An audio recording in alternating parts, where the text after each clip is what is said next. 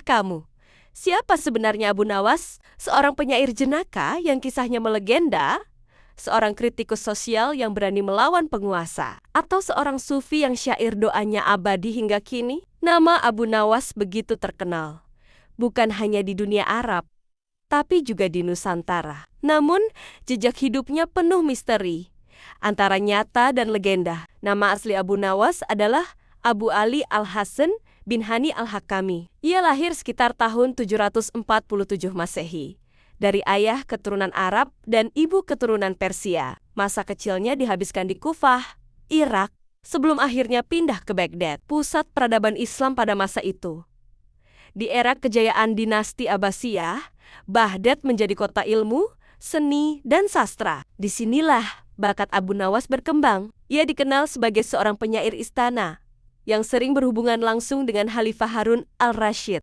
Abu Nawas menulis banyak syair. Ada yang memuji penguasa, ada yang bernuansa humor, bahkan ada yang penuh sindiran. Gaya bahasanya tajam, cerdas, dan sering membuat orang tersenyum sekaligus berpikir karena kecerdasannya. Abu Nawas kadang sangat dekat dengan Khalifah, namun di waktu lain ia juga dibenci karena kritik halus dalam syairnya. Konon beberapa kali ia harus mendekam di penjara karena keberaniannya. Namun, justru dari sinilah lahir cerita-cerita yang membuat namanya abadi. Cerita Abu Nawas yang kita kenal sekarang seringkali dibumbui dengan humor. Misalnya, kisah Abu Nawas yang bisa menjawab pertanyaan sulit dari raja dengan cara kocak namun penuh hikmah. Tapi, pertanyaannya, apakah semua kisah ini benar terjadi? Sejarawan berbeda pendapat. Ada yang yakin Abu Nawas memang secerdik itu. Ada pula yang mengatakan banyak kisah hanyalah legenda rakyat yang berkembang turun-temurun. Selain cerita humor, ada sisi lain Abu Nawas yang jarang dibicarakan.